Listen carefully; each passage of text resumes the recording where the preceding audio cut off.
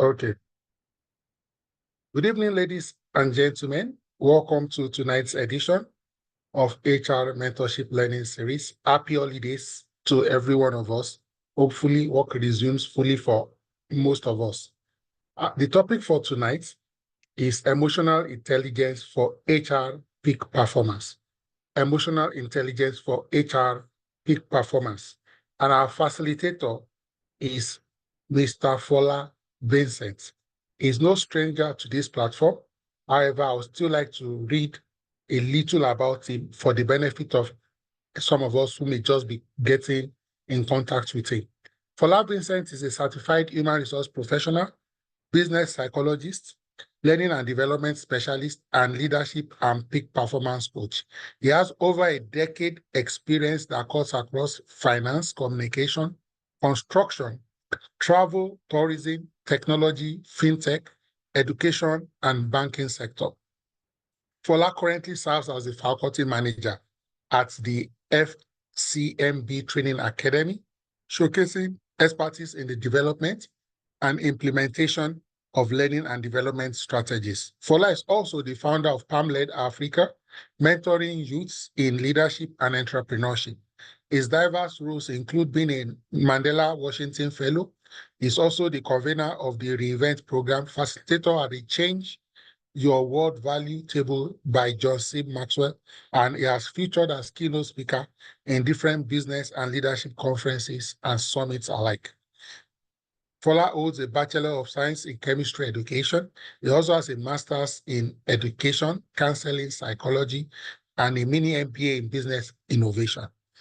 Currently, he's about rounding up his PhD program in Personnel Psychology at the University of Ibadan. Also, is a Senior Professional Human Resource International, SPHRI. Again, I'm excited to present tonight, speaking on the topic emotional intelligence for HR peak performance. Fola Vincent. Over to you, sir. Thank you so much, Adeoshu. Like I usually say, thank you for creating this platform for HR professional, and I am always very glad anytime I have the opportunity to come to this place.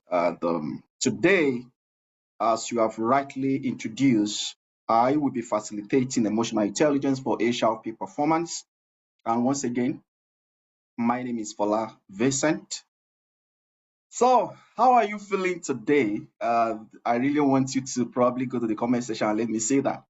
How are you really feeling today? And the truth of the matter is that you may be feeling happy, calm.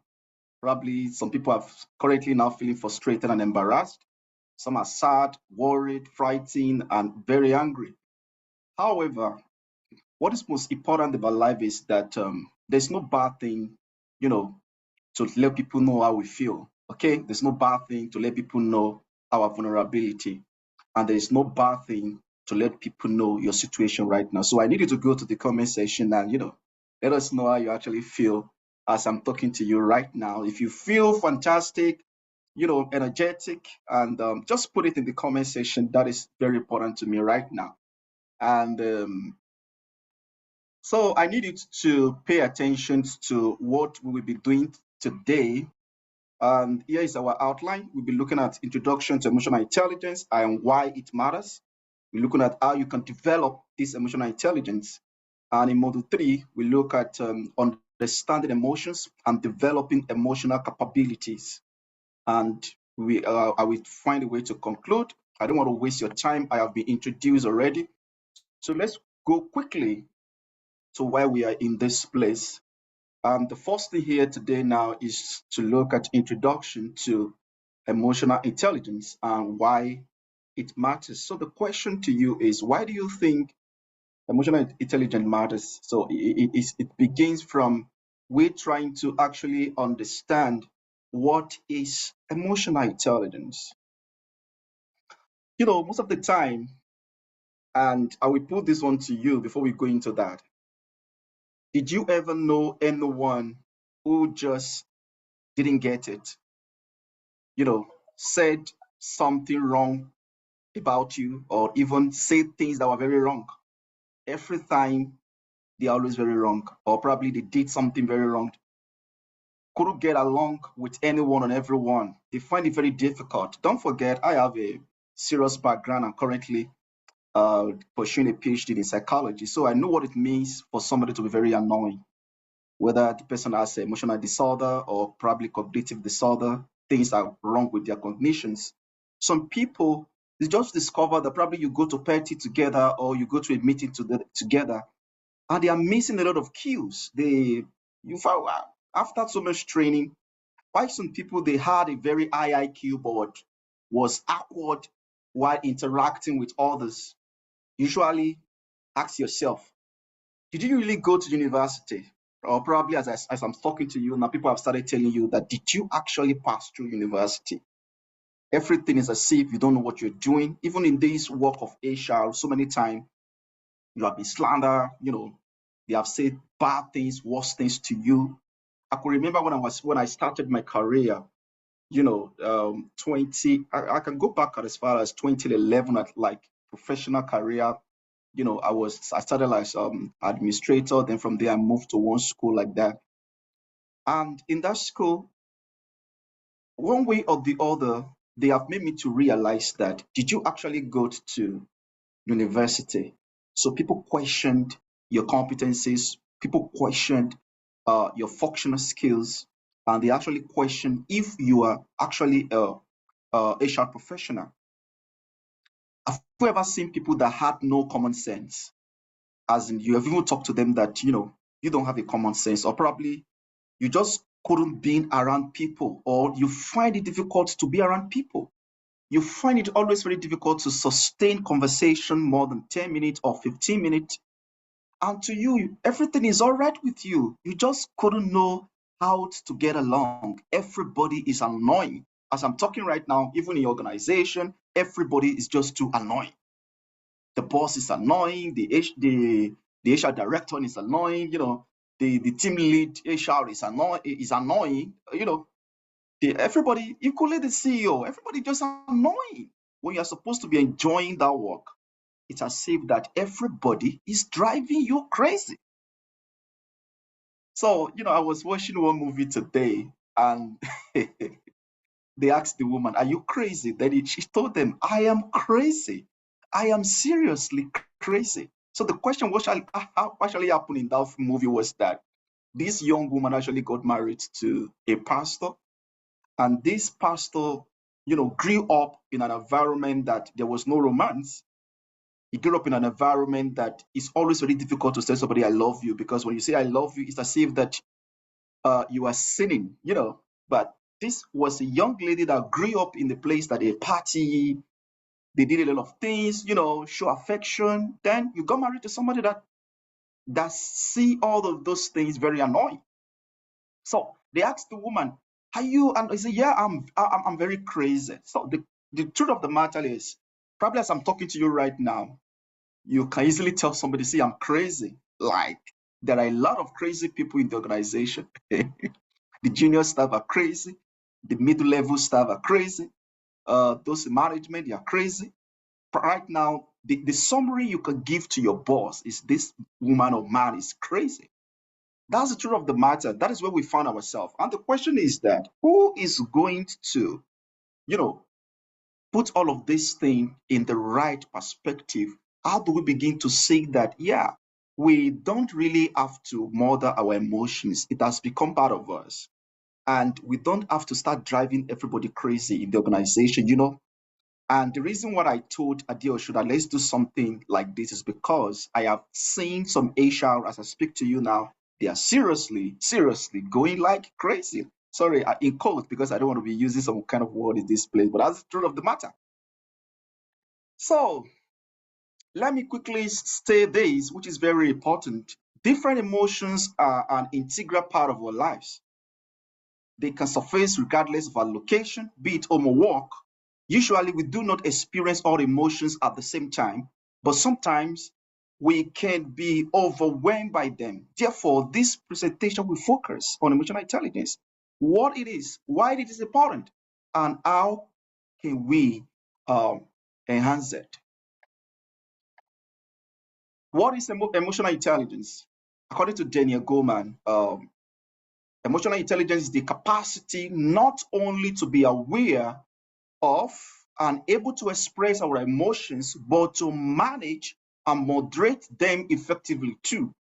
Emotional intelligence is what will prevent anger from turning into rage and sadness into despair. When you look at this definition, you will see some kind of look at those words I put in that should be yellow, right? Capacity to understand emotion, capacity to be aware of other people's emotion, even including your own emotion, capacity to be able to express one's emotion and to manage them and moderate them. Now let's quickly move to Salovin and Meyer. According to them, they said the emotional intelligence, the ability to identify emotions accurately. Don't forget the word accurately.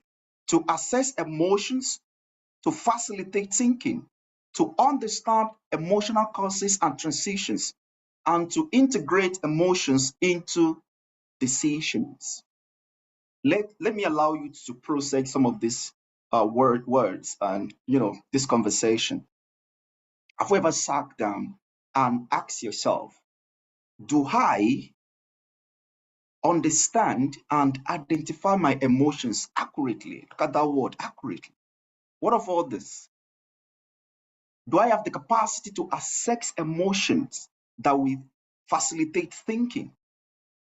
Do I understand what actually causes emotions and how emotion transition?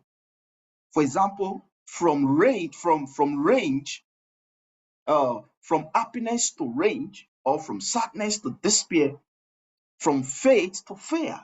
Have we ever wondered how things just begin to happen? As a matter of fact, you saw somebody yesterday, you are on a good part with each other, probably you share a spoon together, and today the person is so much angry with you. And you begin to wonder what is happening. So there are 4 branch model of emotional intelligence according to Meyer. Let's quickly look at this. Number 1, which from the definition we just had, we have perspection of or identifying emotions. This refers to people's capacity to identify emotions in themselves and others using facial expressions, tone of voice, and body language. We call it cues. The second one is using emotions to facilitate thinking. That is, ability to assess or generate emotions in oneself as a means of assisting thought. And do not forget, there is a way emotions, if you have the ability to identify, to be aware of emotions, there is a way you can use it to form your thought or to facilitate thinking processes. And that is why most of the time, emotions could be the way you think. And okay, let me not quickly jump into that. Let me just continue like this. Then the third one is understanding emotions, the ability to understand emotional information. Somebody is crying, somebody is moody. What is happening? You were very fantastic around 8 o'clock in the morning, then by 9:30, you're moody. What is happening? Emotional swings. How emotions combine and progress, and emotional reactions to event or positive cause. Somebody just wake up in the morning and look at your face and just tell you, I just hate you. And let me quickly make us to smile a bit. Have you ever woke up in the morning and your wife told you, wow, I just love you. You are the greatest things that have ever happened to me. And suddenly, by 11:30, the next thing she's telling you is, I hate you, and you are the worst things that have ever happened to me. Can you see the transition? So you need to have the ability to manage some of these emotions. And emotional management includes the ability to remain open to a wider range of emotions. Recognize the value of feeling certain emotion in specific situations, just like the examples I just gave to you now. And understand which short or long-term strategies are most efficient for emotion regulation. And this one is talking about, your ability to be able to be emotionally aware. And not just aware, you are able to manage it, and not just managing it, and you understand all the cues and everything that is happening. So let's look at it together now. When you look at the two definition and also the model I just gave to you now, you will hear the word recognizing, understanding, expressing, and managing your emotions and the emotions of others. And that is just the most simplest definition of emotional intelligence. Your ability to recognize, understand, express, and manage your emotions and the emotions of others. So let's quickly look at examples of these emotional intelligence. Number one is understanding your own emotions. Two, picking up others' cues. Probably the person is smiling or the person is sad, just the facial look or the way, the tone of the person, the way the person speak. When some people are angry, there's the way they speak. When some people are fed up or probably they are afraid, full of anxiety, there's the way they speak. And there is a way, like, in psychology, by the time you begin to look at body expressions, the way people express their body, so you can begin to see some kind of, emotional cues. Then we have number three, manage your responses and reactions to others. Then number four, being appropriate in social situations.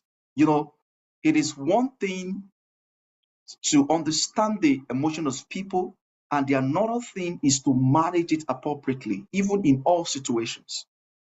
Then number five, developing relationship. Do not forget, the sole aim of emotional intelligence is your ability to be able to relate with others.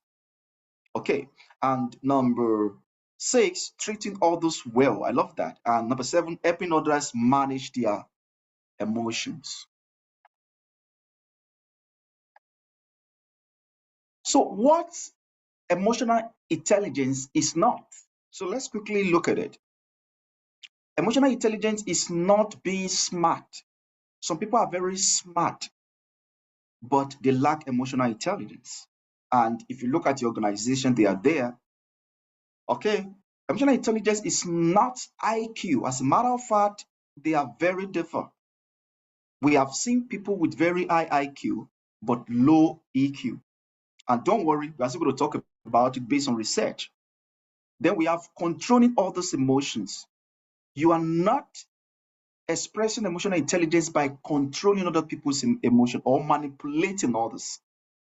So emotional intelligence is not about extroversion or introversion. It has nothing to do with probably you derive your energy from talking to people or from being forward with people, attending party. No, it's not like that.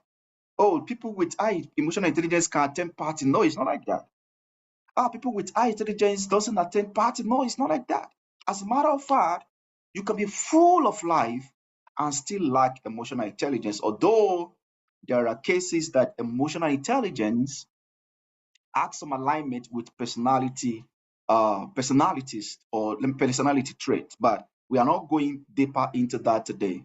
And the truth of the matter is that we want to let you understand that emotional intelligence purely is beyond somebody being smart. So this one call our attention to something in the organization where we need to now be, so let's begin to take it seriously. Okay. Now I want us to look at some situations, and I've been the one talking, and probably by the time I'm done with this I say, how do I put it now? By the time I'm done with these activities, by the time we are doing it by the time we are rounding up, if we are going to do it again, I want to see how you will respond to it. So let's consider a few emotional scenarios. What actions will you take? And please, if you want to talk now, just raise up your hand, and I think Adeosun will be able to help us with it. Okay, raise up your hand, and we will call you. I will call you so that we can talk.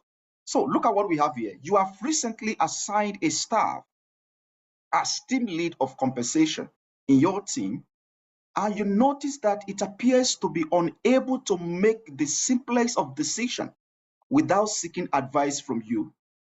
What are you going to do? So you are the head of HR, and somebody in your team, you say, okay, you're going to be the team lead of compensation. And every time this guy doesn't know what to do, he's always coming back to you. What are we going to do? What am I going to do? So this is what we're going to do. I need you to put your answer in the comment section. And if you really want to speak, please raise up your hand and Adeosun will be able to, okay, do I have, let me see if I have permission to allow you to speak. Who is going to join me here so that we can have the conversation together? Who is ready to do that? Are we together? Who's going to help us? So let me look at your answer in the comment section. Okay? Anybody? So let me just look at this. There's going to be so many scenarios. The first scenario is that you can accept that he does not have what it takes to succeed around here and find others in your team to take on his task. Another scenario is that you can get an HR manager to talk to him about where he sees his future in the organization, like you are showing him an exit. Probably at that point, you're already getting angry. Then C, purposefully give him a lot of complex decisions to make so that he will become more confident in the role. Or the last one, D, you engineer an ongoing series of challenges, but manageable experiences for him and make yourself available to act as his mentor. Which one will have been your best answer? So we have answer in the comment section. Somebody is saying D, at least there are a lot of D in this place. So let's quickly look at it, whether it's going to be D. So let's look at it. Correct. The answer is D. So congratulations to all of you. You have just won a clap for me. So I'm clapping for you anyway. Okay, so let's look at another scenario and let's look at the way you can have it. You are in a meeting when a colleague takes credit for work that you have done. What will you do? What are you going to do? So let's look at the scenarios. A, publicly confront the colleague over the ownership of your work. B, after the meeting, take the colleague aside and tell her that you will appreciate in the future that she credits you when speaking about your work. C, nothing. It's not a good idea to embarrass colleagues in public. That means you do nothing. Then the last one, D, after the colleague speaks, publicly thank her for referencing your work and give the group more specific detail about what you were trying to accomplish. What would have been your answer?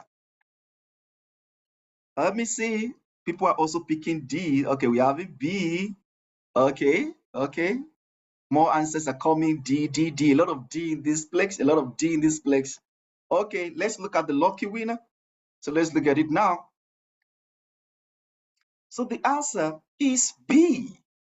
After the meeting, talk to the colleague aside and tell her or him that you will appreciate in the future that she credits you when speaking about your work.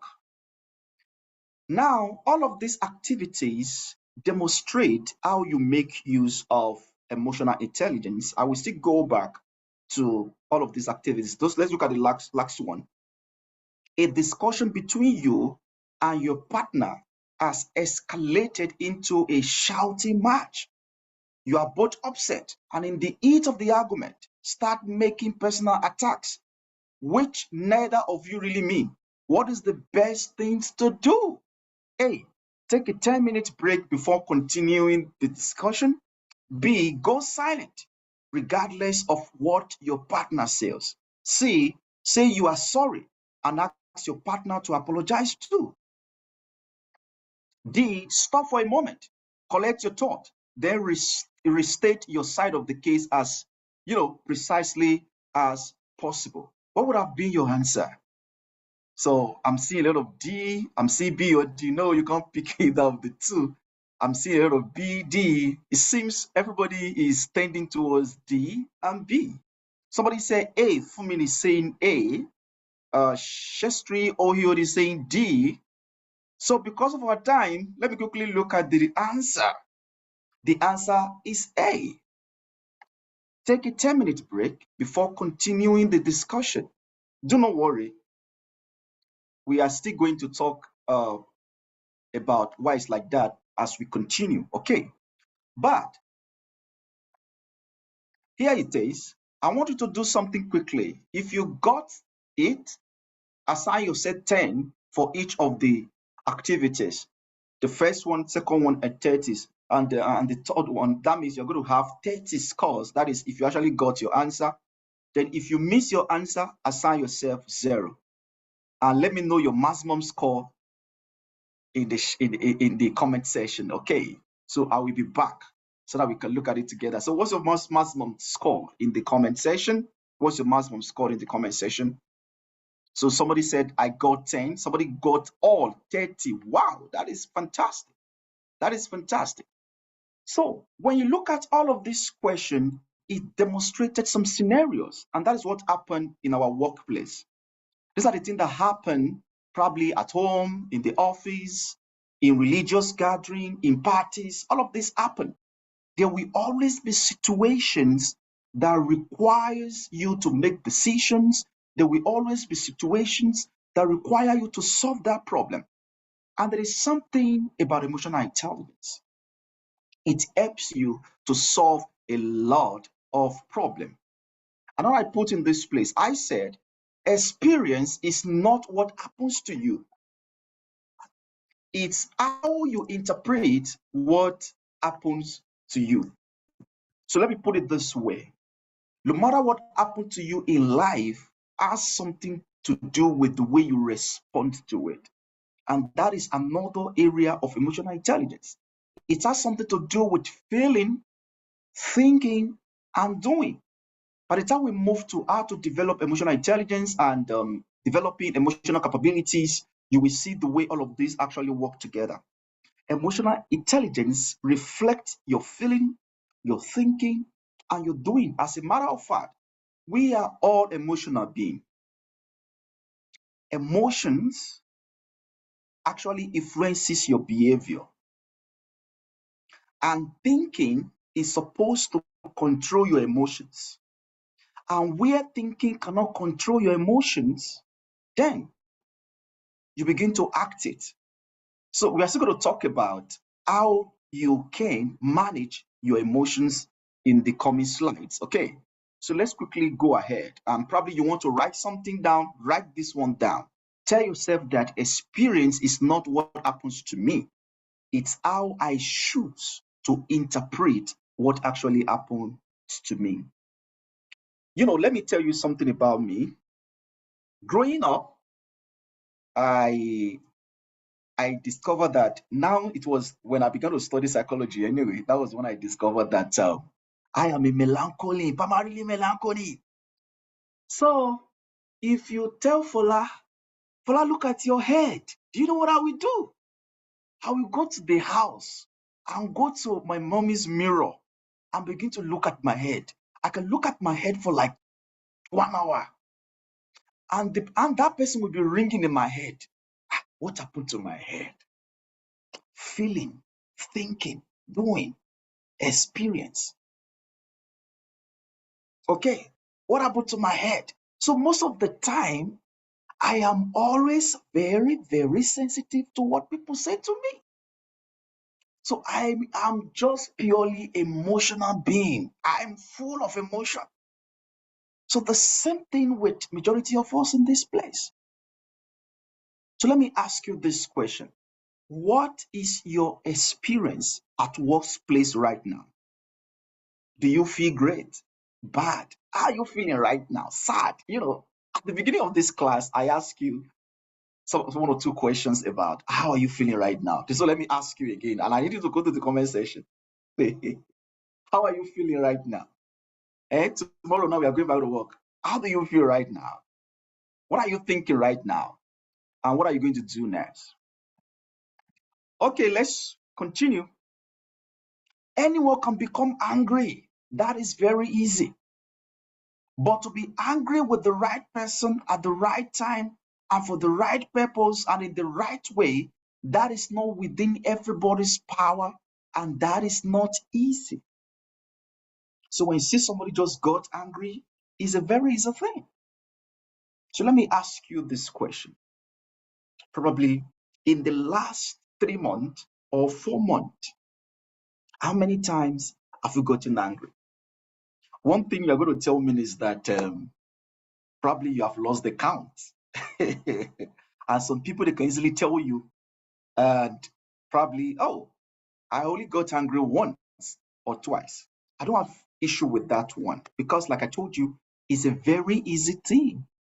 Even at the end of the day, even God was telling you, please get angry, but do not sin. But let me ask you this question again. Is there anybody, anyone you have gotten angry with, and as I'm talking to you now, you regret your action? As I'm talking to you right now, you actually regret those actions because that is where emotional intelligence begins. Ability to get angry, like the Bible says it, talk about it without sinning. Ability to get angry and still be in good relationship with your colleagues. Ability to get angry and somebody didn't feel that you make him or her feel less of himself or herself. Okay, because something is not easy to do. You can't choose the consequences of lack of emotional intelligence. You can't choose it. You can't choose the consequences most of the time of your inability to manage anger, of your inability to manage your emotions. Most of the time, you don't have the ability to choose the consequences.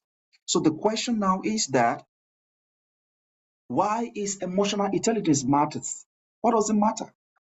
The only way to build a competitive advantage with the influence of technology and artificial intelligence, in fact, let me go outside of that scope.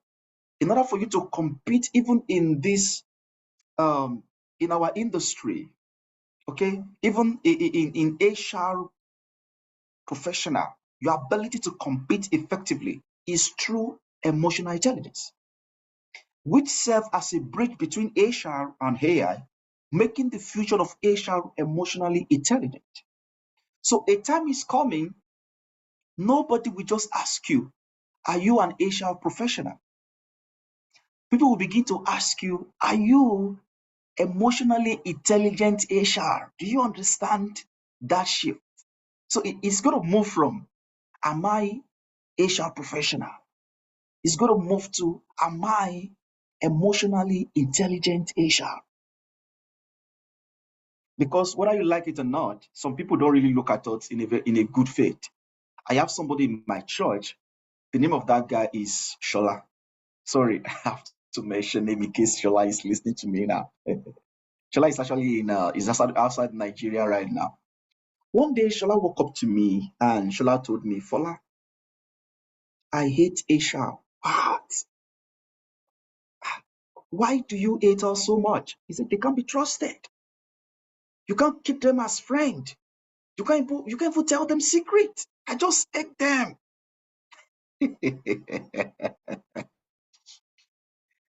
Oh my God. Are you sharing the same sentiment with me? Has anybody ever walk up to you and say, I hate you? So most of the time, this our work requires serious emotional intelligence. Yes, we can't really do anything about people hating us.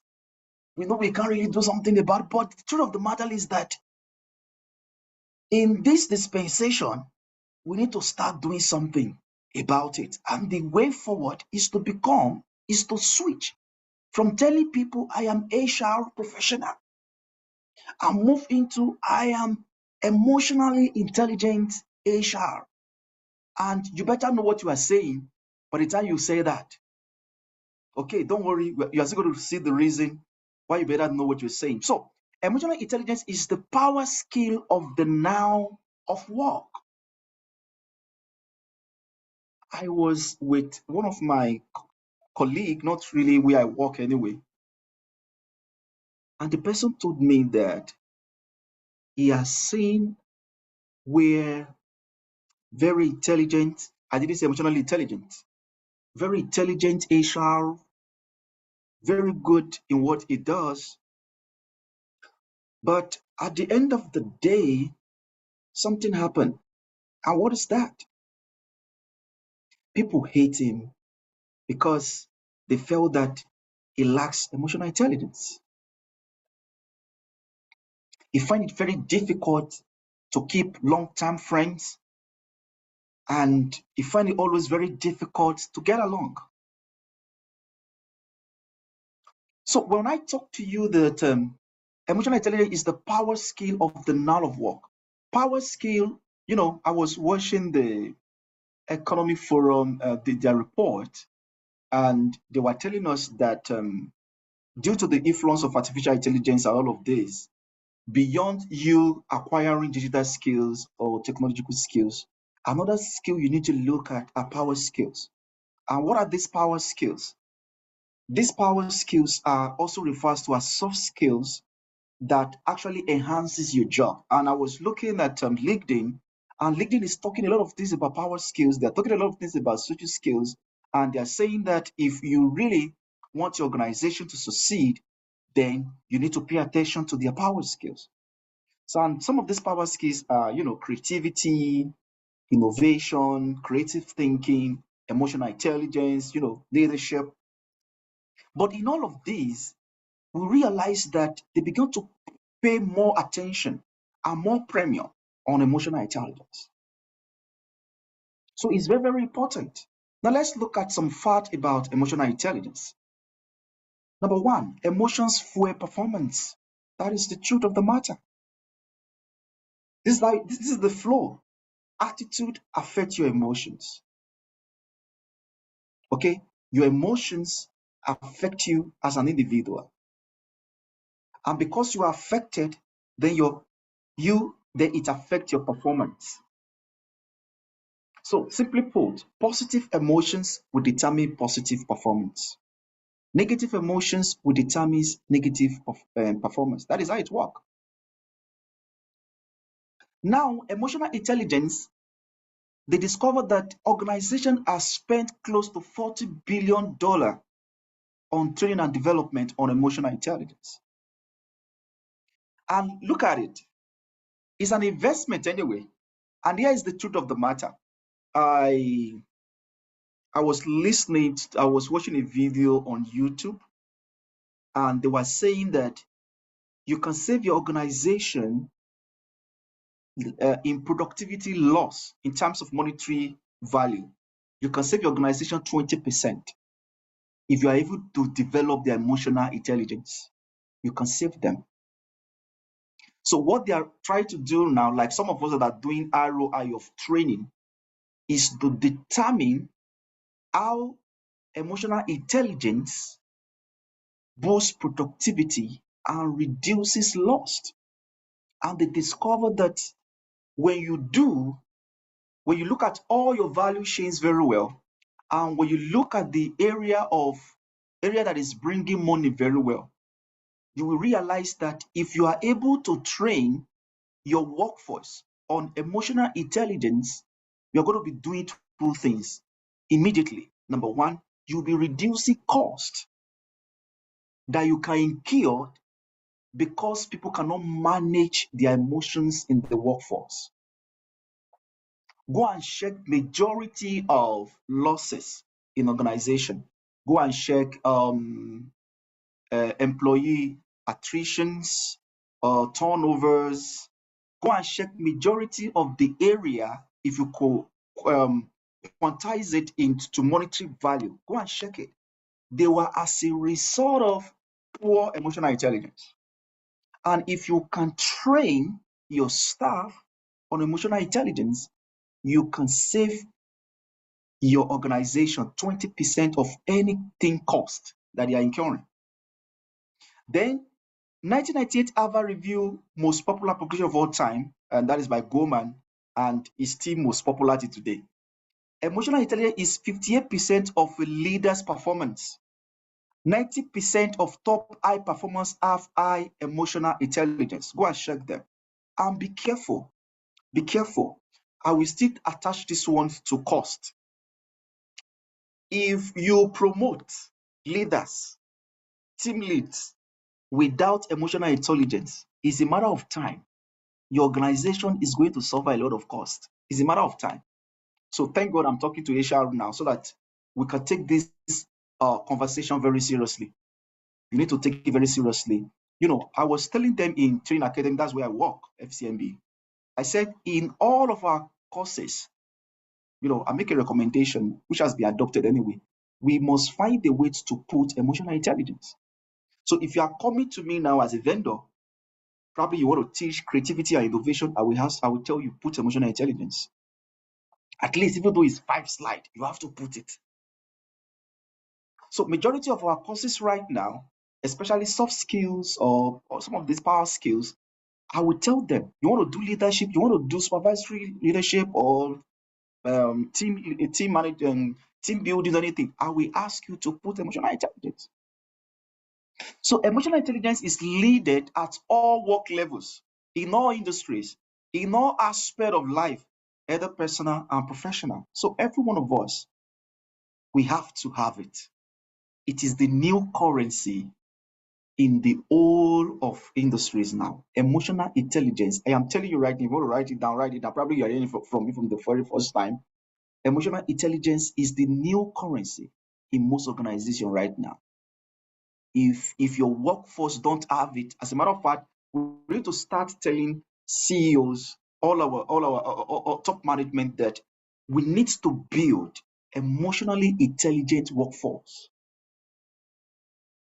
I'm rolling out an initiative right now in our organization that is purely built on emotional intelligence, from junior staff down to the executives. And God really help us. That project is going to be massive. And we are committing a lot of million into that. We are starting next month. It's going to be massive, very massive, very massive, purely on emotional intelligence. Do you know what I want to tell you today? If you get back to work tomorrow, try to come up with initiative on emotional intelligence. Do not just make it top leaders or executives. Let it be from ground up, bottom up. I'm going to project management now. Let it be from bottom up or top down. Just build one initiative and it won't even cost you more. It's about ensuring that you roll out the emotional intelligence workforce culture. I don't know how you're going to do it, but build it around your culture. Build it around your culture, okay? And you're going to spend more. And see, and if you want to spend on it. The truth of the matter is that you're going to get the ROI. If you don't know how to do the ROI, don't worry. Probably a time is coming, I will come back here and talk about how to perform ROI of your training. Okay. Now, I was telling you that, sorry, let me look at my time. Okay. Research on a lot of research at Egon Zehner International, an employment search firm, analyzed 515 senior executives and found that the executive with strong emotional intelligence test result were more likely to succeed than were other executives whose strength areas were in either relevant previous experience or traditional IQ scores. So in summary, executives who score very high on emotional intelligence will outperform. Personally, Folavison said that they will be 10 times better than their counterpart who just score very high when it comes to experience or traditional IQ scores. Research at the Center for Creative Leadership has shown that the primary cause of executive turnover was individual deficiency in the area of emotional competencies. And this one is also showing on our turnover year in, year out. Go and look at your organization. One of the reasons people, apart from, at times, at the end of the day now, we have come to understand that whether you keep increasing salary, those who want to leave your organization will still leave your organization. However, some people will stay if somebody who is emotionally intelligent is leading them. So it can reduce turnover. In another study that involved 130 executives, research showed that there is a strong correlation between how well an individual handled personal emotions and the willingness of others to work with that individual. At the beginning of this class, I told you that some people are vulnerable. Okay. And how you manage them using emotional intelligence is very important. When people feel that they are helped and people care for them, they will stay. They want to work with you and they can become productive. Number 4, a leader with a positive mood and attitude tends to interact with others in a way that results in a positive helpful, and cooperative work group, thereby increasing workplace efficiency. Can you see that correlation? From emotional intelligence down to the attitude, positive attitude, then down to increase efficiency and also effectiveness. Then look at this one. Third class candidate with average IQ but high in emotional intelligence perform better than first class candidate with low IQ.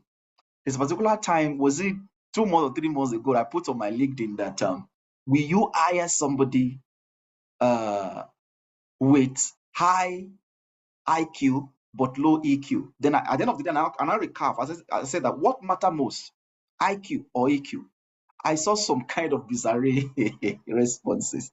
In this dispensation, as I'm talking to you now, some organizations, some leaders, they just prefer IQ. To them, when you talk about emotional intelligence, they feel that you're saying nonsense. And that is why in most of the graduate trainings, people hardly even are not ready to invest in emotional intelligence, test. They're not ready to do that. They're not ready to do that. And the truth of the matter is that you will save your organization if you do it during recruitment, because emotional intelligence is very important at recruitment stage. Let me look at where it is very important the most. Recruitment stage, onboarding stage, performance management stage, especially if you want to build a culture of performance. It's very, very important. And what is a culture of performance all about? It is not like your usual appraisal that you do probably half of the year or 6 months. It's not like that. Culture of performance is almost daily. It is between the team lead and direct report, the leaders and the people they work with. They don't have to wait till you come to them and say, we want to do let's do appraisal. No, they don't have to wait for you. In my organization where I work alongside with my boss, I think she does that almost every time, like every time. And we are cool with it. It has become a culture where I'm working right now, especially in my own unit. It's a culture. That ongoing feedback is very, very important. And it made us to fall in love with everything that we are doing. And, we fall in love with everything. So let's look at why is emotional intelligence important for HR? So let's focus on you right now. So you need to understand that you are the custodian of emotional capital asset in the business, in your organization. As a matter of fact, I told you that there's going to be a shift from telling people I am HR professional. You have to do a shift telling people that I am emotionally intelligent HR.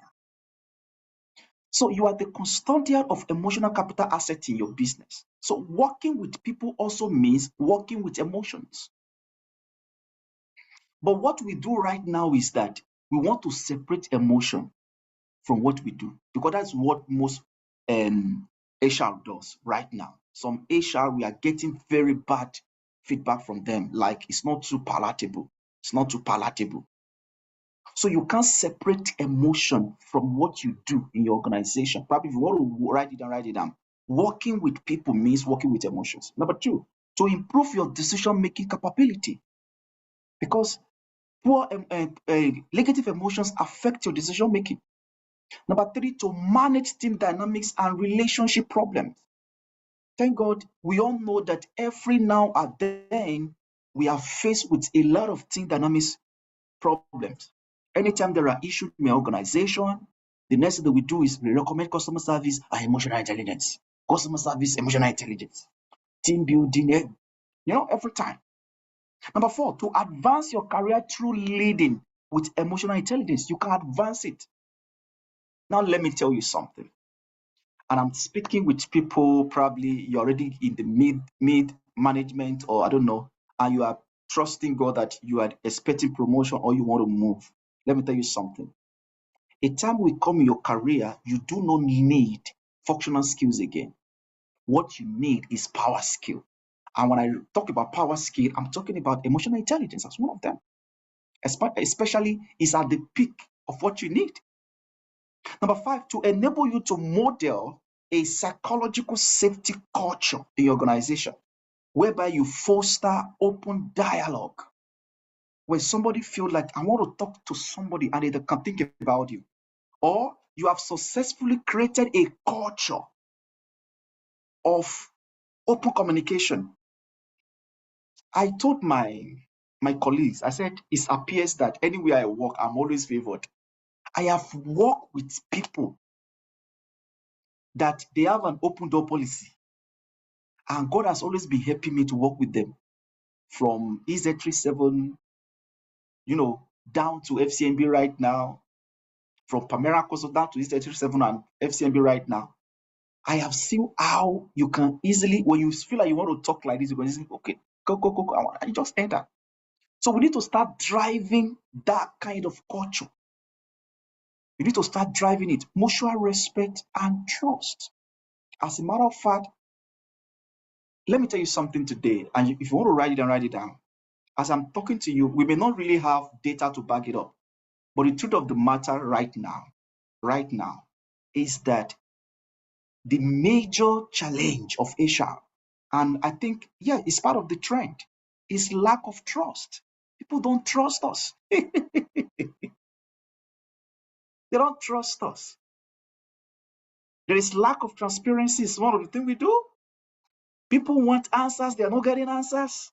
But Fola, do you think we can give them answers? Yes. Through emotional intelligence. We can do it. Open dialogue. When last did the organization do town hall meeting? Despite the fact that it's part of the governance, that they have to do it. It is guided by law. But when last have you done that?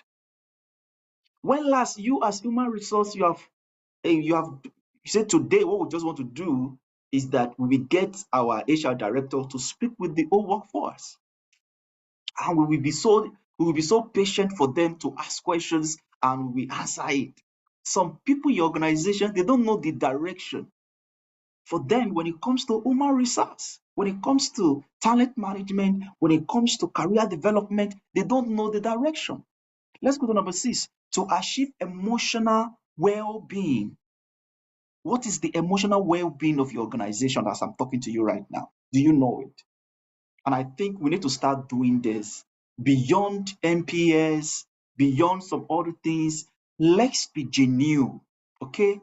And run a survey on the emotional well-being of the organization. Because do not forget, you are the custodian of emotional capital asset.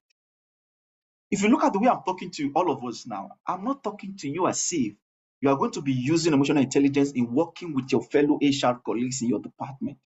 I'm also talking to you in such a way that after leaving this training today, you can go and roll out some aggressive, emotional intelligent workforce initiatives.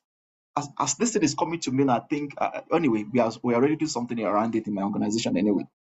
Number 7, emotional intelligence is at the forefront of employee engagement and growth, helping you to recognize team aspirations. I didn't say individual aspirations now. Motivations and concern. I think I'm supposed to put it team and individual or employee aspirations, motivations, and concerns.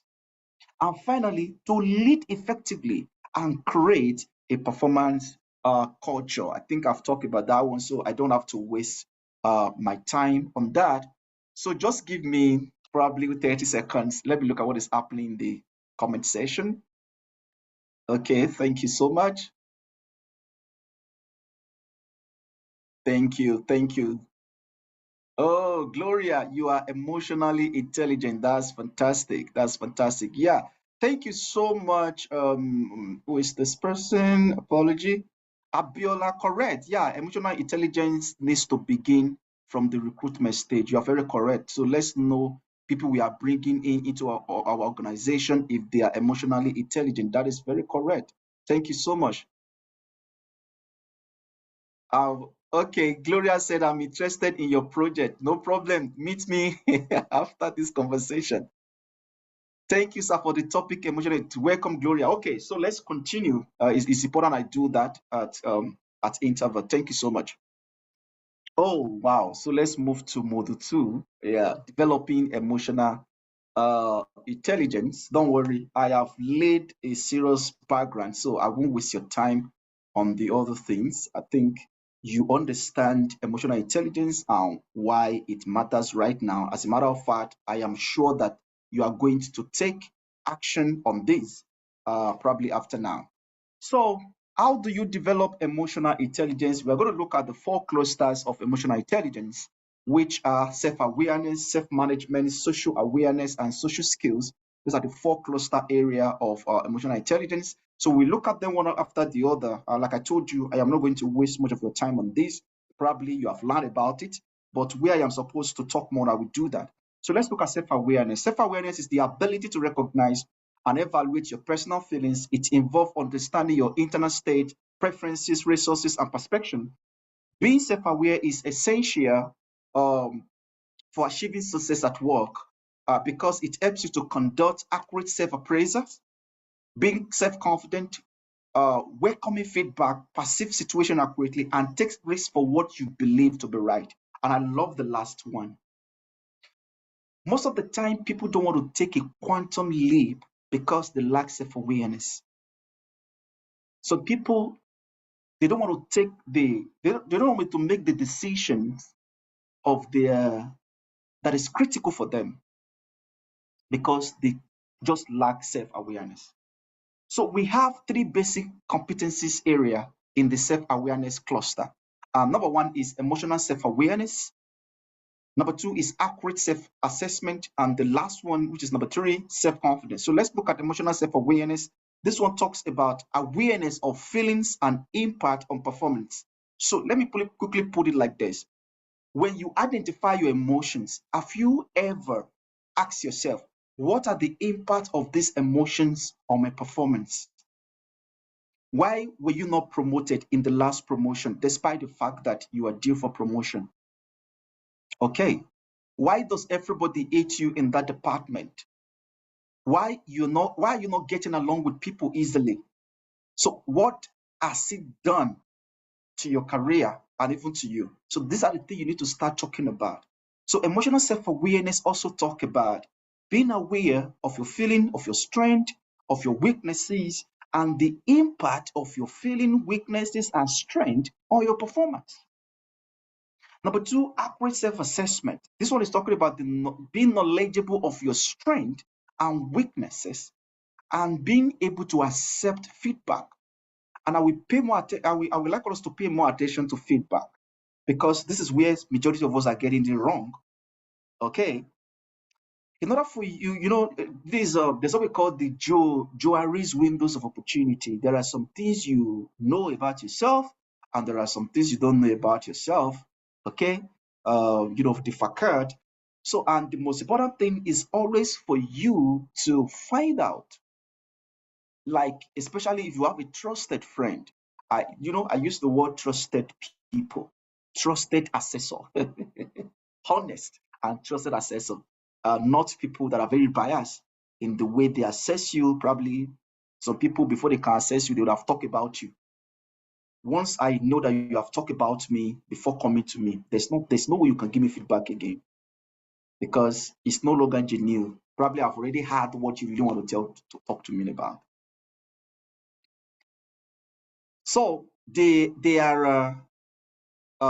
are people, trusted people, mentored coaches, trusted friends, okay, in all your network that you can actually leverage on and they can give you feedback. Then the last one is self-confidence. Believe in your ability to accomplish a task. And let me quickly talk about this. Why is it that most HR, most of the time, we are not acting like, people, some will tell me, say, I am a change agent, but you're not acting like change agent. I am, how do I put it again? Something that I advocate for, but you are not doing it. You are not, you tell people that you are strategic, you are not strategic because you lack self-confidence. You can't, you can't roll out those initiatives simply because you don't know how to go about it. Not beyond knowing how to go about it. You don't have the confidence to implement it. Most of the team I ever I ever did in my organization, once it comes to me, then I conceptualize it, then I create a plan around it, I build my proposal or a charter around it, and the next thing I do is I walk up to my head of training academy. Look at this. It's going to do this, going to do that. I have the same confidence that I can implement it, and I will. So you need to believe in your capability to accomplish task. Any task given to me, there's something I need to tell you most of the time. In this our human resource that we are doing, when it comes to initiatives, nobody bring it from heaven. No. Nobody bring it from heaven. All you need to do is this. Look at there's what we call inner genius. Look at your brilliancy. Look inward critically and let those initiatives flow out of you. Don't be afraid. Document it. Put it down. If you don't know how to go about it, talk to somebody. Share the idea. Come up. Somebody like me now, once I have any initiative in my head like this and it's coming, the next thing I do is to create a proposal. Then I share it. I send it to, not because I've sent it out. Begin to run with it. And before you know what is happening, people begin to they begin to make sense of the proposal. And before you know what is happening, we are implementing. It becomes our achievement. So build yourself confidence. So what are the tips for you to develop self-awareness? Number one, emotional self-awareness. You have to pay attention to the physical reaction arose in your body during stressful situations. Keep a journal where you write down your behavior and inner feelings when faced with stressful situations on a daily basis. Okay? Have a journal of your strength, have a journal of your weaknesses, have people you can talk to. Then accurate self-assessment. When interacting with people with whom you feel comfortable, ask for their constructive feedback about your actions and behaviors. Make a list of what you believe to be your strength as well as any areas where development is needed, and then compare your own list and a similar list prepared by someone else. I want to recommend if you go to Google now right now, I think I read it in 2011 anyway. I think Personal Effectiveness by PwC. I love it because it helped me. It helped me because when I was reading that book, I was able to get it. I bought a book too. And majority of things I wrote down through reading that book. Okay. Today is more of the thing I'm doing currently. Okay. When I make a decision to go into HR, it was through that book because I was able to document and instill and find the way my strength and my weaknesses, and today it's really helping me. Then self-confidence is adjust your thinking and behavior so that they can closely match those of you, of someone who's models that trait of self-confidence. So, and this is where having a mentor is very important, having a coach, okay, and even a sponsor. This is very, very important. Somebody like me now, I want to become another John C. Maxwell in Africa. During those times, Joseph Marcel was people that actually influences me a lot. And beyond that, I'm looking for a day that, I will have the opportunity to do what he's trying to do. I've started anyway. It's a journey. Then find someone you trust who will be willing to help you to objectively analyze your abilities. See, you have so much in you and you need to let it come out. Probably I should speak like a motivational speaker. Let me say it. You have a lot of genius in you. You have some things in you. Let it come out. Let it come out. Let it come out. Yeah, because if those things are not coming out, you will not be able to add so much value to your organization. That is the point. And the truth of the matter is that nobody reward excuses or lack of value. So in the market, or let me put it like this, in the talent market environment, in the talent market environment, value is the recurrency. Okay, if you want to exchange anything, you have to have value, and nobody is going to trade with you without value. Then let's move to self-management. Self-management means understanding and controlling your emotions and using them to reason well and act intentionally. It's important because it helps you to succeed in life. Those who let emotions control their behaviors do worse. Good emotion managers are open to change, manage their moods and stress, and behave rationally. I wrote like a term paper anyway on emotional stability. Okay. And in that emotional stability, the whole of the idea is around two things. What controls your emotion is so powerful. And there is only one thing that can control your emotion, and that is your thought. Okay. Now, if your emotion is controlling your thought, you begin to do worse. You begin to make mistake. You begin to fight people. Okay. You can become annoying to people. But if your thought is controlling your emotions, yeah, it's getting better now. And that is why it is very important that at a particular state in your life, you allow self-management to take the center stage. So, what are these 6 areas of competencies you need to develop under self-management? Number one, emotional self-control. So, this one talks about you staying calm, composed, and positive under pressure. Some people can't do it. You need to practice impulse control and clear thinking. I could remember when I was in secondary school, when I'm angry or I am under intense prayer, they would tell me, breathe in. And I would do like this. This is a breather. Or somebody would tell me, count 10. 1, 2, 3, 4, 5, 6, 7, 8, 9, 10. Can you let me allow you to do that now? Can you do that? Oh, yeah, breathe in, breathe out. Oh, yeah, let's count 10. Anywhere you are, let's go. 1, 2, 3, go. 1, 2, 3, 4, 5, 6, 7, 8, 9, 10. If you do this every single day, you will definitely achieve emotional stability. You breathe in, take a very deep breath, okay, and count 10 when you are under pressure. I do this a lot. I do it a lot. Number 2 is trustworthiness. You need to act ethically and be reliable, be authentic, and you can be tough at times. Being tough simply means that you are not giving up, okay? Confront unethical actions in others assertively. Hello, let me go over it again. There could be unethical issues in your organization, and how do you confront it? I have asked you today, don't forget, the second activity we did today was about unethical action. Somebody took credit for what you have done. What are you going to do?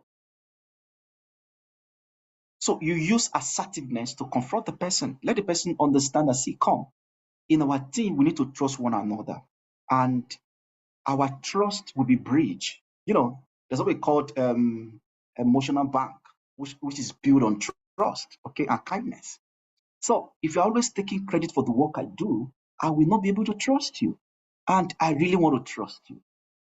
Or probably somebody is doing things that are not ethical. For example, like in the job I do now, if you are not ethical, you can be requesting for bribe before you give people job, like facilitation or any other thing. You can be requesting for bribe.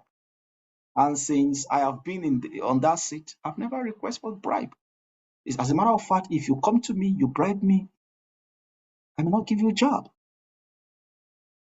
But if you find out that a particular colleague is doing that, what are you going to do? To report or to escalate? Or you talk to the person. So you control that moment. But if the person is not yielding, then what do? Then you have to escalate. Number 3, consciousness. Keep promises and follow through. But be careful. Don't overpromise and under-deliver. So take responsibility for goals. When you set your goal, be committed to your goal and achieve what you say you want to achieve. Be organized and detail-oriented. Number 4, adaptability. Being flexible and agile in the face of multiple demands. This is our job. We have to be flexible and we have to be agile. And agility for me is about you learning. It's a simple matter. What is the better way I can get this thing done? That is what I do every single day. How do I become better as team lead L&D? How do I become better as HR? That's what I do every single day. What is happening in my industry? What is happening? So you need to know all of those things, okay? And all of these are skills in emotional intelligence. Being adaptable. Then number 5, optimism. See opportunities and have positive expectations towards life and others, and hope for a better future. I love the last one. You must have hope for a better future. It doesn't, as we speak right now, some of you probably, you are the lower cadre of the HR. Don't worry. The future belongs to you. And if you are adaptable, you are learning, you are trustworthy, you are emotionally self-controlled, don't worry. It's a matter of time. You get to the top. Okay. Don't forget, a Rome is not built in a day. Let me be a motivational speaker. Don't worry, you get on the top. You must have hope for a better future in this HR journey. Okay, then the last one is initiative. And I will blow some of you now. I'm going to throw stone and shoot my gun. Some of you, since you have been an HR, you can never point at what initiative you successfully initiated and implemented in your organization. It's not okay. It doesn't show that you are emotionally intelligent. It doesn't show that you are there to solve problems. It doesn't show that you are bringing out your creativity and innovation. It's not good for you. It's not good for the industry we find ourselves. It's not good for us as HR professional. Okay. So you need to ensure that you are creative and innovative. Seek diverse ideas, act and take risks with original solutions and fresh perspective. When you wake up, it should be, how do I improve the workforce of my organization? By the grace of God, probably some of my teammates are here right now listening to me. They know what I do in the academy. When I'm sleeping, when I'm walking, when I'm doing, is about how do you do that? How do we do that? How do we, these are the things. HR, you are a change agent. Let people know that that's whom you are. Let them know. Don't be in a place without impact. It's not okay. Then let's go to number 3, social awareness. Social awareness refers to the ability to recognize and appropriately respond to the emotions and feelings of others, including their needs and concerns. Now pay attention to needs and concerns. Social awareness. Your workforce have needs. They have some major concern. Do not add to their problem. Fola, I don't have power. No, you have power. That is why we are telling you, get power skills. And that is why we are doing this emotional intelligence with you. Power. You have power. So tell yourself, I have power. That's the truth. The way I look at myself is that I am powerful. I am great. I am wonderful. I am innovative. I am creative. I am in Training Academy to solve people's needs. The last time I facilitated a session in my place, one of them just reached out to me and he told me something that I'm very grateful to God for. And he said, "Sir, you solved my problem with that training." Can you imagine? So people have needs and concern, and you are in the HR space for you to solve those needs and major concern. So how do you do that? Develop empathy, listen attentively to emotional skill, accurately read nonverbal skills, respect diverse background, show empathy for others' perspective, help based on understandings of other people's need. Let them feel that you understand them. Don't throw them away.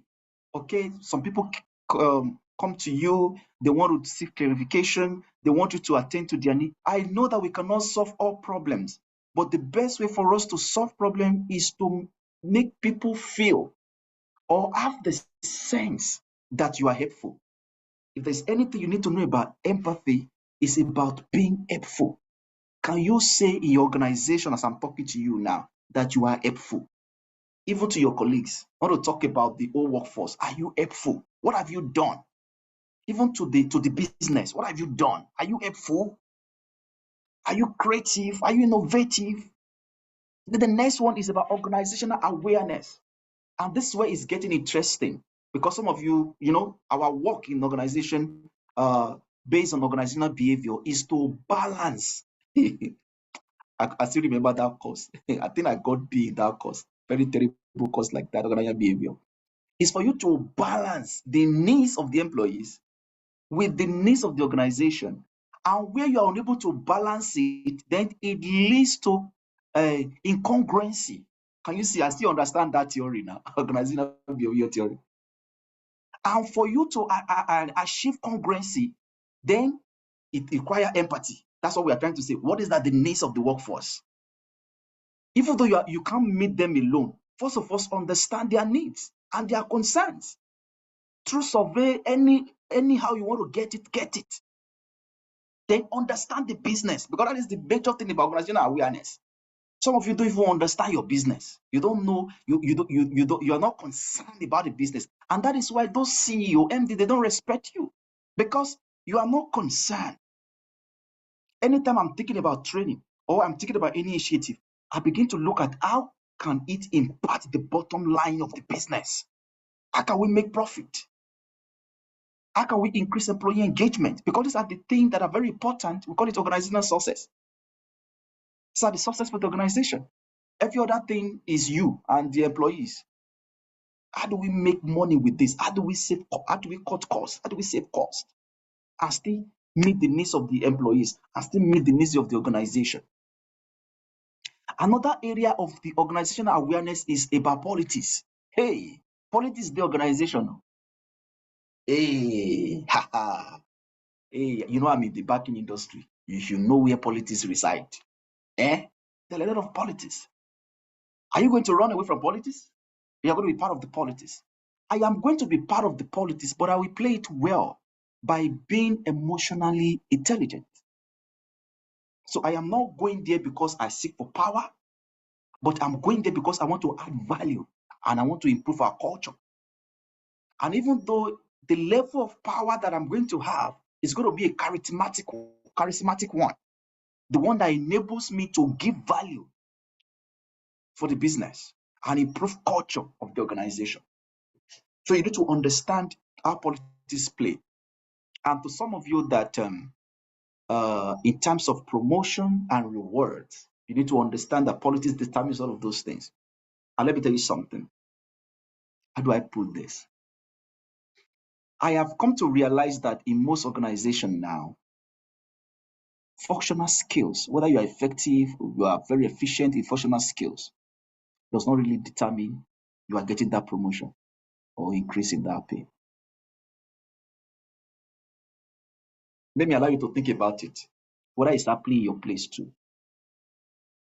So a time come in your life that you need to have people skills, be people person. I am not bribing or anything, but be people person. That's how to play the politics.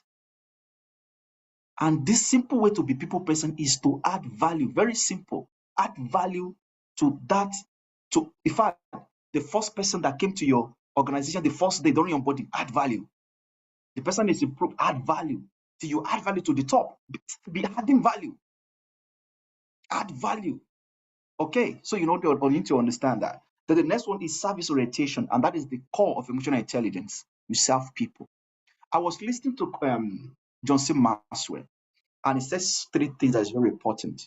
He said in leadership or in any endeavor, people are going to ask three major questions. Number one, can I trust you? Number two, can you help me? And number three, can you care for me? And these are the core area of emotional intelligence.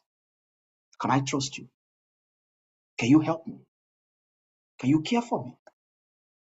Can I trust you simply means that, can I trust you to lead me? And as HR, you have to lead them. Can you care for me? It's talking about well-being, psychological safety. Then what is the third one? Can you help me? It's talking about training, career growth. So you need to be aware of people's need, the business needs, and also the employees, the workforce need or the employees' needs, and find a way to align all of them. Wow. What's the time? Okay, don't worry. I'm moving closer to rounding up. So let's look at social skills. Social skills refers to the ability to suggest desirable responses in others. People with good social skills make effective business leaders, societal leaders, and parents who understand that personal success and the success of the group or family are interconnected. This one is talking about team building, it's talking about interpersonal relationship, and it's talking about, we should have had this word that said that the team is more important than probably a single person. So they lead by example, encouraging others in positive ways, validating them and building trust within the team. And the hallmark of social skills is your ability to build trust. How do you do that? Developing others. I just talked about it now. Okay. Then number two is becoming an inspirational leader. An inspirational leader, that is, you inspire with shared vision, lead regardless of position. Can you underline that? Oh, for lie, I'm not leading. No, lead, whether you have a position to lead or not.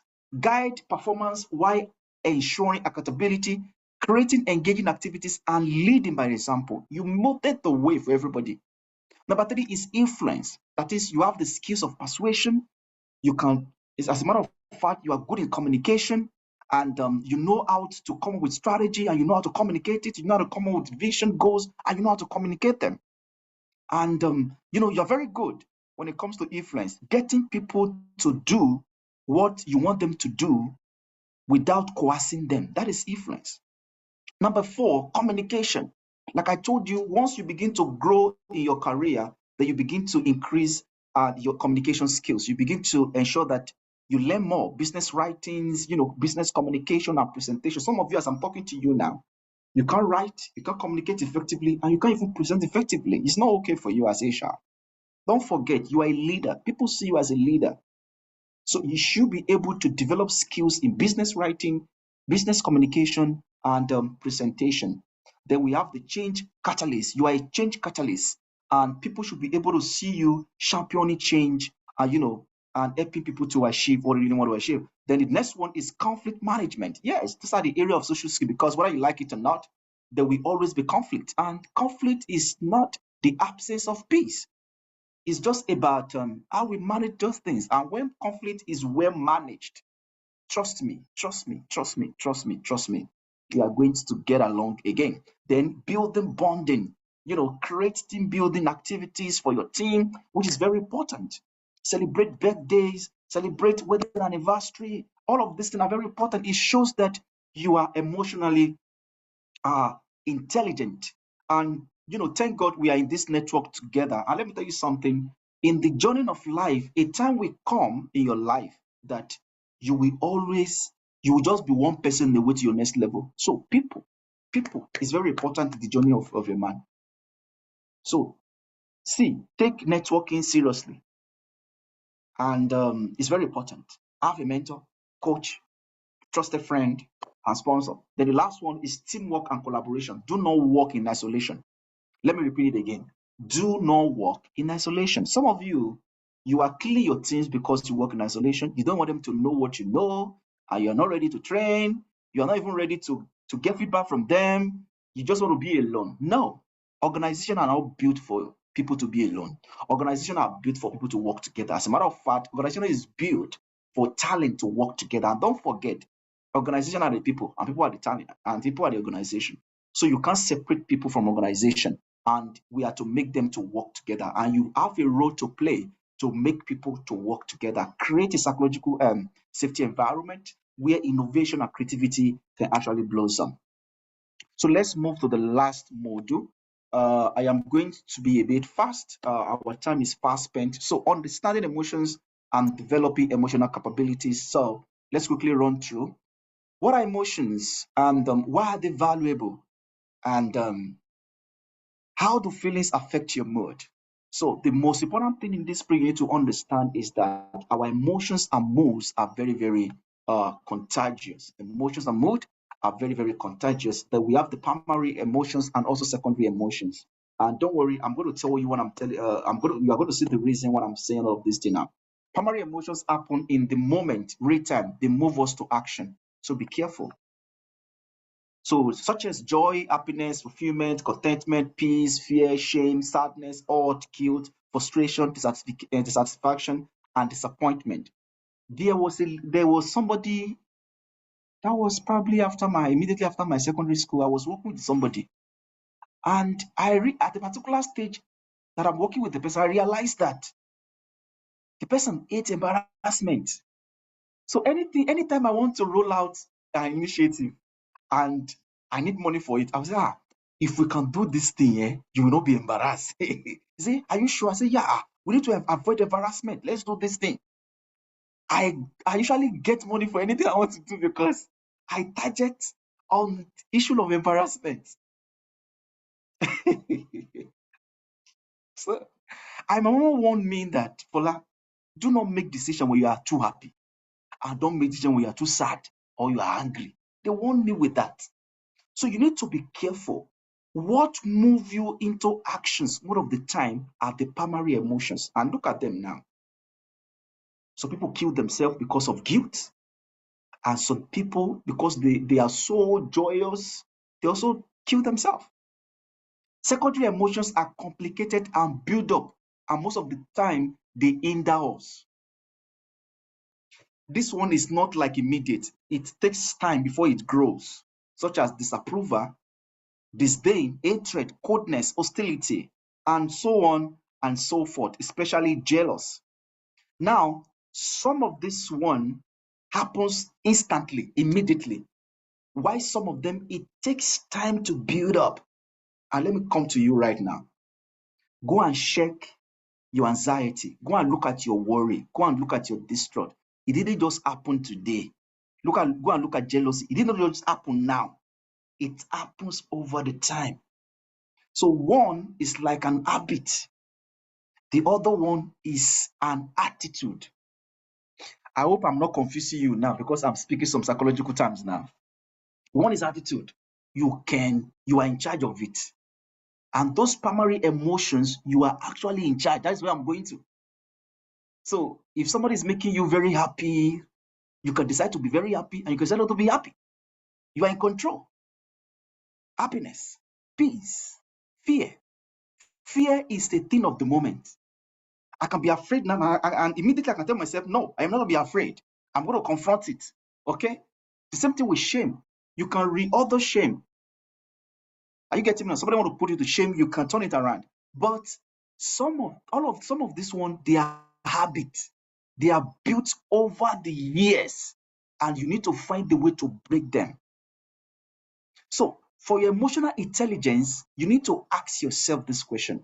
What are the things I am in charge? I've just shown you what you are in charge now. Then what are the things that I am not in charge? I need to do something about. And there are three circles. We have the circle of control, we have the circle of concern, and we have the circle of influence. In all of these secondary emotions, if I ask you now, which one do you have control over? So let me give you 30 seconds to start writing. Which one you don't have control over? What can you do about it? Because what I expect you to do right now, if I ask you, is that which among of these secondary emotions do you think you possess? Because all of them, they will hinder you to be effective as HR. Let me put it that way. They can stop you. They can stop you at any time. They can make you lose your job. They can do terrible things to you. Insecurity, anxiety, low self-esteem, self-hatred, depression, anger, rage, jealousy, all of these things corrupt your attitude. And the funniest thing, HR, is that it can be transferred to your culture. So you need to be careful. Some people can deliberately and successfully transfer majority of what you are seeing in the secondary emotions into your culture. So you need to be very, very defensive. When you identify them, find a way to attack them. I'm not saying you go and bust them, but create initiative that can help you to monitor and that can help you to, to ensure that all of this one did not penetrate into the culture of the organization. Because don't forget, attitude, some of these habits, they are very contagious. Emotions are contagious. Happiness is contagious. Joy is contagious. Fear is contagious. While we have immediate control one, the other one we don't have immediate control on. We have to do something about it. Okay, so look at all this one now. Which one can you do something about immediately so that you don't allow it to get into your culture and start perpetrating unnecessarily? Okay, you can get into your team. From there, you can move to the culture. For what's happening is affecting performances. So now let's go. We know how we feel. So what does it mean? So let me ask you again, how do you feel? Now, you need to keep a journal, a very long journal, and if possible, for example, in where I work, if somebody, because we know the way everybody does things. For example, they call me fantastic Fola, or funny Fola, because I don't have a dull moment in my place, no dull moment at all. So they turn it to fantastic Fola. the person I report to, Amazing NK, we call her Amazing. Can you hear now? Amazing. So how do you feel? So all of us, we give each other some special name based on the way they feel. So if I get to Training Academy today now, and they discover that something is not fantastic about Fola, this is not the Fola we know. So that is why I am bringing this one to your notice, because the issue of emotional intelligence is not about you. It's also about you being able to identify others. When do you think okay, look at the lady that died in Ikorodu, that just went and killed himself. If there are people that are very intelligent in that place, they would have discovered something is wrong with this madam, and they would have salvaged the moment. So the same thing I'm telling you now, you need to be so. So what is most important is that you need to find out, when I am angry, what did I do? I yell. So you need to keep a journal of all those things. When I'm sad, what did I do? I cry. Somebody like me, if I'm sad, you won't even know. I can be smiling. You won't know that I'm sad. When I'm hot, I shut down. When I'm overwhelmed, I make mistakes. Probably when you know that your emotion is not okay, probably, why are you not working? I think I need a space. I just need to be alone, and just so that you don't be somebody like me now. I can make mistake if my emotion is not okay, and go and check. And most of the time, when people, especially those that are making mistake, tell out those stuff, people, it's because somebody has hurt their emotions, and before it's happening, they begin to create a lot of issue within the organization. Then another one is that you need to learn how to be the best listener. So understand how you feel. Take a journal. All this one I'm talking about, you have to take a journal. How do I feel when I'm angry? What are the expression? How do I feel when I'm sad? What are the expression? How do I feel when I'm hot? What are the expression? Somebody like me now, my wife, if he's angry now, I know. If it's not, I know. I know how it goes. Okay. So the same thing with your husband, with everybody, because we have to learn how to work with people and we need to understand them. So you have to learn how to be a better listener. Watch others' body language. What are they really feeling? What emotion is their tone conveying? Do their tones and their emotions match? So you need to become more comfortable sharing your emotions. And I love that one. So beyond you understanding your emotions, you need to be comfortable sharing those emotions. Don't forget, this one now we are talking about how you can build emotional capabilities. So you need to be comfortable. You need to be a better listener. Most of the reason we are always in having negative emotions is because we are not listening. We are not a better listener. So let's look at the understanding the brain. We have the visual cortex, amygdala, and thalamus. So emotional intelligence involves recognizing, wow, I need to be start rounding up, and managing emotion. So facilitated by brain, you like the thalamus, amygdala, and visual cortex. So the thalamus relays sense. This one is just talking about the, that's what we called the brain behind emotional intelligence, which is around visual cortex. Visual cortex sends the information, so it comes, then it sends it straight to amygdala, then it process it in terms of emotional responses, and thalamus find the way to understand what is going on. So this is how it works. So thalamus relay center between our conscious and subconscious, help us to react appropriately. So if your emotion is out of control from the amygdala and it gets to thalamus, you can control it. That's what I tell you, that if you understand your emotion, especially all those primary emotions, they are all things that you can control. Okay, the context thinking center help us to make sense and send messages. The amygdala regulate emotional responses. And this is the area that we shape our behavior. If you want to shape your behavior, three things are involved. Number one, be mindful of what you see and how you process what you are seeing. That is number one. Be mindful of what you think, because the quality of your work, of your life, of anything you want to achieve in life is based on the quality of your thought. So be mindful of what you see and how you process it. Be mindful of the quality of your thought is very, very important. And the last one is about the way you act. And that is why, if you understand the primary emotions and the secondary emotions, you will know what you have control over and what you don't have control over. And you'll be able to be proactive in how to act in all situations. Somebody like me now, if you get on my nerve, the next thing I do is to just walk away. I will give you that optimal time. I will walk away, I can watch movie, I can do anything, because that is the only way I can regulate that process so that I don't go out of, out of control. And look at what is happening, what I'm trying to say now. Now, emotional hijack. This is what happens. Emotional hijack refers to a state where emotions overwhelm rational thinking. That is, your emotion is out of control. Sorry, I would have shown some videos, but because I just want to save time, that's why I didn't put video in case if you are, don't worry. But I'm going to try my best to explain. Okay. And so often triggered by intense feelings such as anger, fear, or stress. So when your emotions is out of control, we call it emotional hijack. And most of the time, it happens around the amygdala and your thalamus. That's what happened there. Okay. So during emotional hijack, the brain's amygdala responsible for processing information overrides the prefrontal cortex, which handle logical reasoning and decision making. And that is why once your emotions is out of control, you begin to lose the power to make decisions. And that is why it's very important for you as HR. Once you know that you are not in good mood, you are not with the right emotion at that particular stage, either stop that meeting, postpone it to another time, or find the way to just don't make decision at that particular time, because at that particular time, there's what we call madness. You're mad. So emotional hijack can interfere with effective communication, problem solving, and relationship dynamics. So what happens when you enter emotional hijack? These are the signs. You begin to jump into conclusions.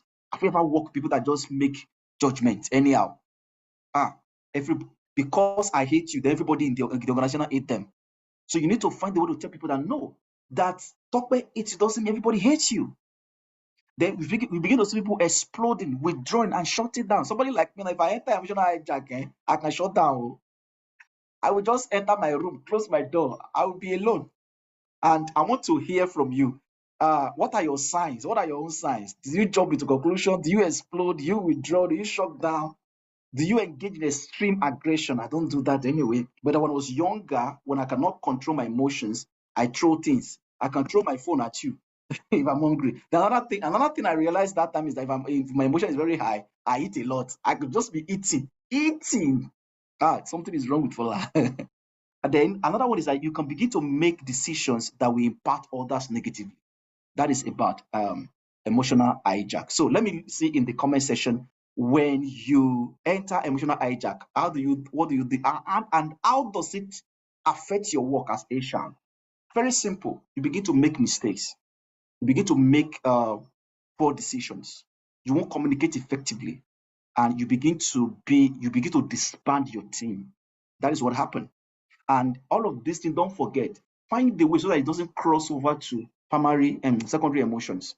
Once it's crossed over to secondary emotions, it becomes habit. It can flow into the culture of your team. And that is why you discover that you are struggling with that culture. You are struggling with breaking that bad habit. The only thing you can do that is run emotional intelligence, run behavioral training initiatives, and although I'm good at that anyway. So what is your response to trigger? So there's what we call trigger at every, should I use this one? Okay, let me first of all explain. There are traffic, awakened by scary noise, yelling at work, warning email, phone call, a petty deadline, bad news, failing project, you are not meeting deadline. These are traffic. Then what are the trigger? Action of lower brain regions. They say just around your hypothalamus and amygdala, irrational, limb-jerky reaction, entirely emotional, screaming and yelling, and activation of higher brain region, calm response, and combination of emotion and logic. Work to fix it. These are what happened in the trigger. So when there is a trigger, two things happen. Your actions can lead to what we refer to as appropriate actions, and it can lead to inappropriate actions. So from what happened under traffic, or the source of what actually leads to the trigger, you need to understand them. Is it work? Is it you're not meeting deadline? Is it email? Is it the way somebody yell at you? It depends on it. So emotionally intelligent person can take charge of his own emotions when you understand all the triggers. And you need to understand that emotions help, or flow naturally unless you sustain them in your thought. So the only thing is that let bad emotions leave you, let negative emotions go. Okay. And managing how you think or talk about your feelings can extend or reduce the intensity of the emotion. So if you find a trusted friend, sharing how you feel is very important. It's a good thing. It's a therapy. Talk about it. When you talk about it, you let it go. So what happens from trigger is that, like I told you, it could lead to regret and it could lead to no regret. So two things happen. Ask yourself this question. If I take this action when I see this trigger, somebody offend you, somebody yell at you, somebody didn't greet you in the morning, somebody throw water at you, somebody look you in a way you don't know, you don't understand. So the next question you need to ask yourself is, what is the appropriate action to all of these things? And for you to build emotional capability, you must have appropriate actions, appropriate reactions to all triggers. So, and here is this: you must ensure that it didn't lead to regret. In fact, if you are not going to hear anything here today, okay, no matter what happened in your organization or with your team members, or probably you're a team lead, or with your boss or anything, ensure that your actions didn't lead to regret. Okay, no matter what happened, just control all situation and ask yourself, what is the most appropriate response to this situation? If you can keep asking this question, it will be very important. And don't forget, along all of this, find the ways to keep communicating your emotions to somebody that you trust. This is the way I feel. This is what I think I want to do. Somebody like me now, once my emotion is probably at work, they get at my nerve, I begin to call somebody like my friend or probably my wife. I'm experiencing this, and that's all. So controlling your emotions, you need to identify how you feel and then pause. You either pause, you can walk away, you can take a deep breath, you can do a crossword puzzle, you can laugh, you can relax, you can start doing what you love most. Like, for example, whether you're taking a walk, a relaxation, a sport, alone or quiet, hobby, movies. And let me even ask you, what do you do? When you have bad emotions, what do you do? Let me know now. You go for movie or not? Just put it in the comment section. What do you do? Somebody like me now, like I told you, when I'm in a very bad mood, I listen to music, gospel music. That time I will be in the third level. And by the time I came back, I am already okay. That is why I know they have bad moments. And that is why in my workplace, I am always fantastic for no bad moment, no bad feeling. Fola, are you sure? Yes, so that's my life. If you get at my nerve now, all I need to do is to put my earpiece and listen to music. I'm okay. By the time I come back to you, I will have the right response. Don't forget, you must always have the right. Wow. I'm rounding up now. Based on the insight shared today, it's evident that understanding and applying emotional intelligence is invaluable, particularly in professional HR settings. Recognizing emotional intelligence significance equips you as HR professional with powerful tools to navigate diverse workplace scenario effectively. It doesn't matter the situation. Just ask yourself, what is the appropriate response to this situation? If you don't have the answer, you can take a walk, you can listen to music, you can engage in sport, you can walk, you can do anything that you like. Integrating emotional intelligence into HR practices foster empathetic leadership, enhances conflict resolution, and cultivate positive employee relations. Thus, prioritizing emotional intelligence competence not only enriches personal interaction, but also optimizes organizational dynamics, making it a cornerstone of successful HR management. So let me ask you this question. Do you think this training right now lead to your peak performance? Do you think that? Do you think so? Let me see in the comment section and let's talk about it. So this is where I'm going to stop today. And I want to say thank you to every one of us that have joined us. And I'm very sorry. It seems I've taken much of your time. Apology. Okay, thank you, thank you, thank you, thank you, thank you so much for the opportunity to lead this session. Are we still together? Hello. Are we still together? How are you feeling right now? Thank you, Fumi. Fumi is saying thank you so much for this presentation. And I'm saying thank you again. Thank you, everyone. Ade said thank you. This was a great session. And say thank you to you. Blessing. Thank you, sir. Awesome presentation. Thank you, thank you, thank you, thank you, thank you. What you have just done now could have taken us like, how do I put it, probably 4 hours, 5 hours, or some people they do it 2 days. But we have been able to achieve it less than 2 hours. Okay, thank you for insightful. You welcome, you welcome. Obi, thank you so much, Ellen. Is does anyone ask question? If you have question, let me drop my slide. If you have question, you can ask now. Let me stop sharing this slide. If you have questions, you can actually start asking now. Anybody with question, you can start asking.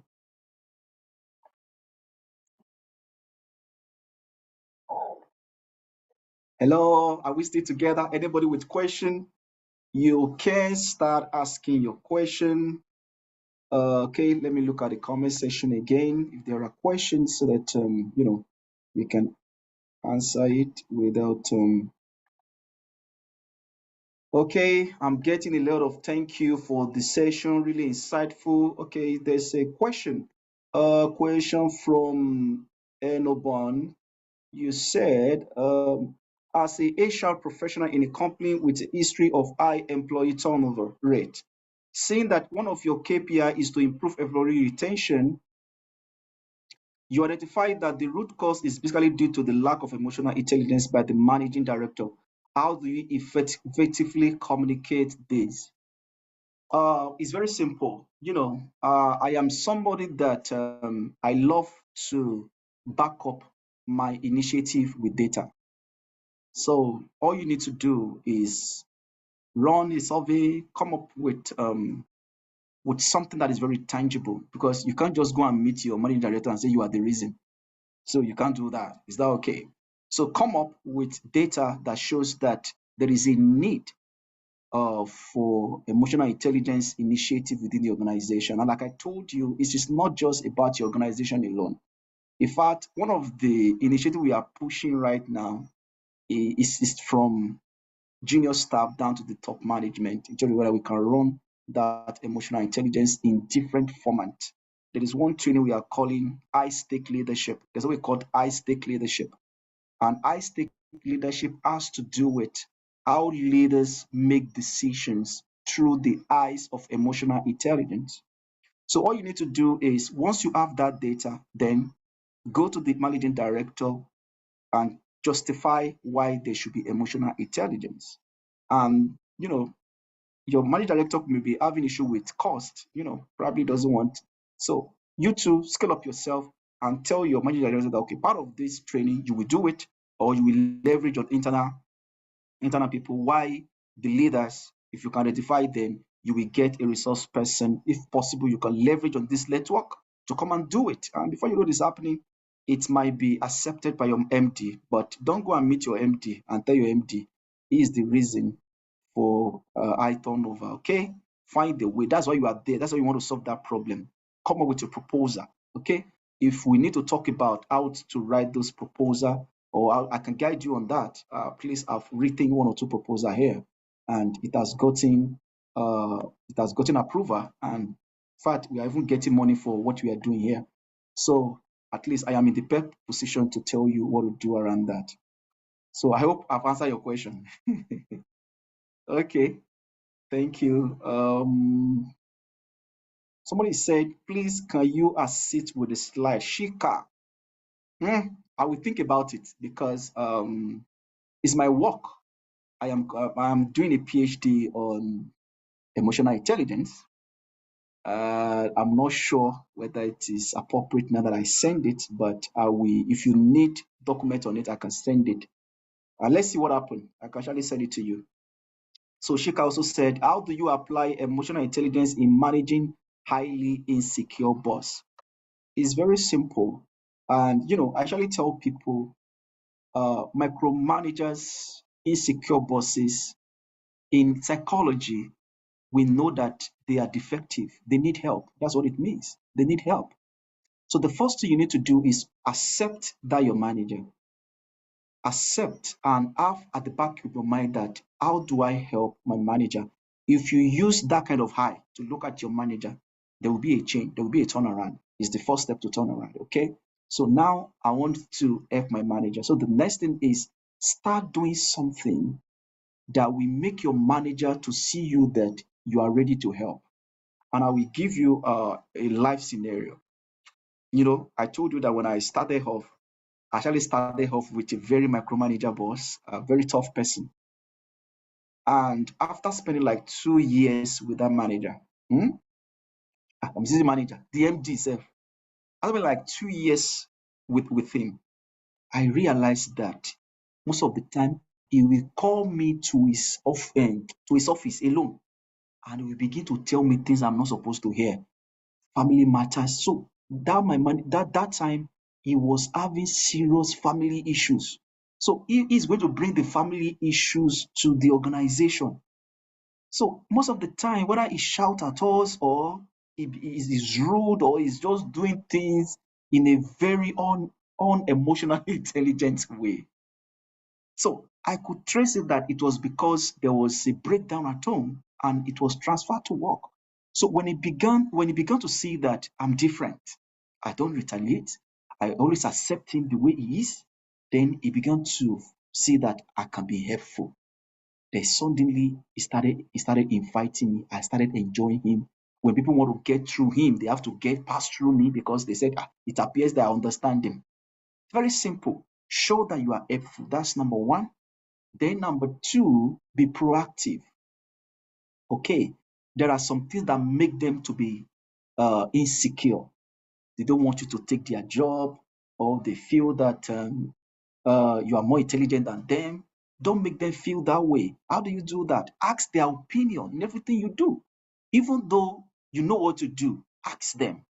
Okay, find a way to ask. Well done, sir. Thank you for yesterday. And sir, I'm doing something like this, and I will like your opinion. You're my great boss, and anytime you help, I like the way you are helping us to be better. So initiate all those things. Some of them, nobody, they need approval. Their wife is not giving the approval, their children is not giving the approval, and they transfer it to the workplace.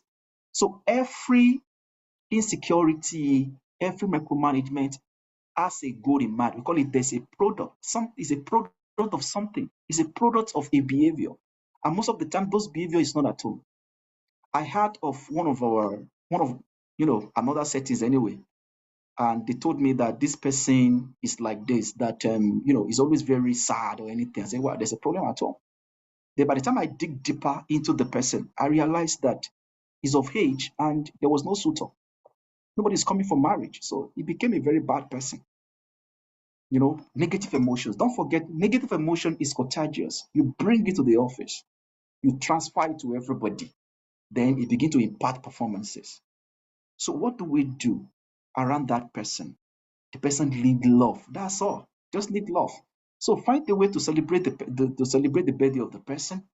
Do activities that will make the person to be at the spotlight, whereby you can shower praise, shower love, shower so many things to the person. And I told you about primary emotions and secondary emotions. Some are very difficult to break because over the years, it has become an habit. So those ones that are very difficult to break, you need strategy. So the question is that what is going to be your emotional intelligence strategy for your workforce? So you need a lot of strategy. You need to sit down with consultant, or you sit down with your team and craft the strategy from up, down, up. Some people, they need healing. Create program on healing. Some people, they need to just learn how to be appreciative, how to show courtesy. Do it.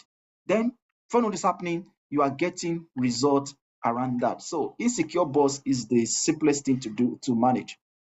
Do I still have time? Okay. Yes, I can still give you slide. I will look at what I can do about that.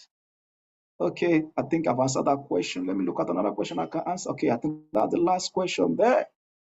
Apology if I am not answering your question, or probably I'm not seeing your question.